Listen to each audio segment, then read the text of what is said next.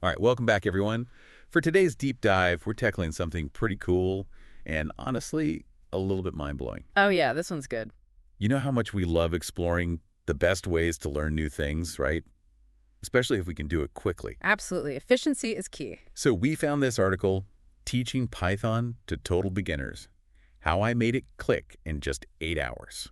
8 hours. That's like a single workday. Right, and we're talking about taking people who've never seen a line of code before and turning them into, well, Python coders. I'm intrigued. What's the magic formula? That's what we're diving into.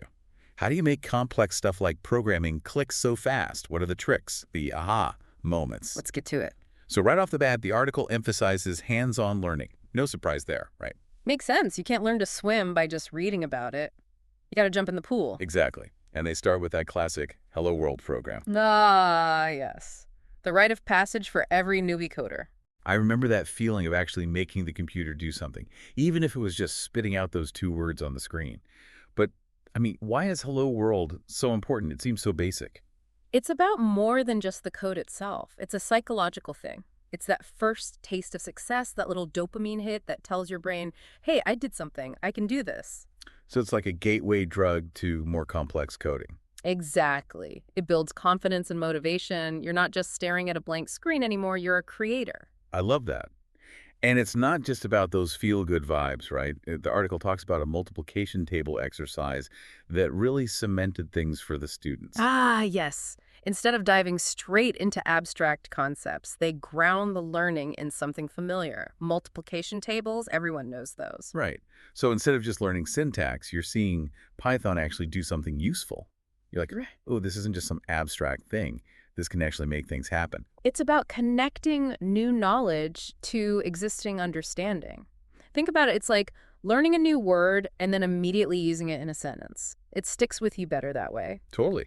But then things ramp up, right? Mm. The article talks about variables and loops, and honestly, those were tough for me when I was learning. Oh, yeah, those can be tricky concepts to grasp, especially for beginners. It's like trying to explain email to someone who's never touched a computer before.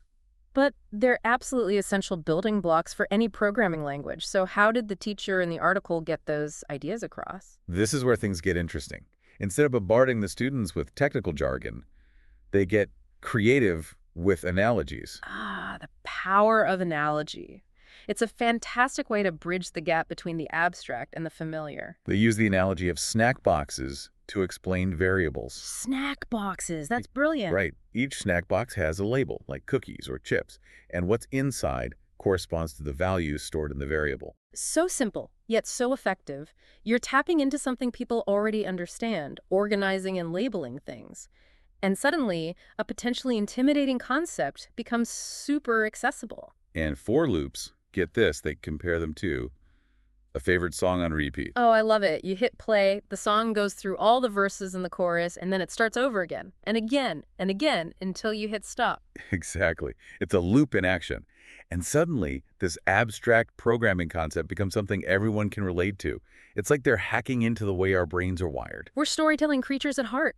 We understand and remember things better when we can connect them to our own experiences. Right. And they even took it a step further, having the students physically move in a circle to represent the repetition of a loop. Ah, multisensory learning. It's not just auditory or visual, it's kinetic. You're engaging the whole body, and that makes a huge difference in how the brain absorbs and retains information. And then all these concepts come together for the grand finale, the ultimate aha moment, building a simple chatbot.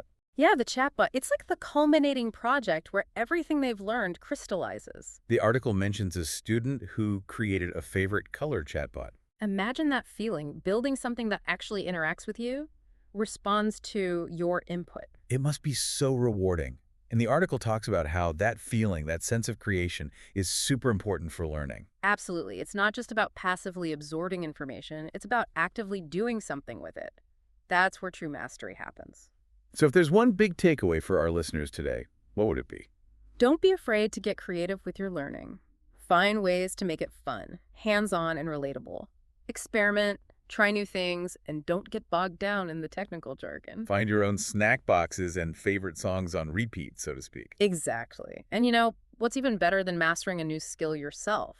teaching it to someone else. Ah, the ultimate test of understanding. It forces you to break things down, to see things from a different perspective, and you never know, you might inspire someone else to embark on their own learning journey. So there you have it, folks, a deep dive into how to make learning click, even when it comes to something as seemingly complex as programming. And who knows, maybe you'll be building your own chatbots in no time. We'll be sure to include some resources in the show notes if you're feeling inspired to explore Python further. Absolutely. There's a whole world of possibilities out there. And remember, even the most intimidating subjects can be conquered with the right approach. Until next time, happy learning.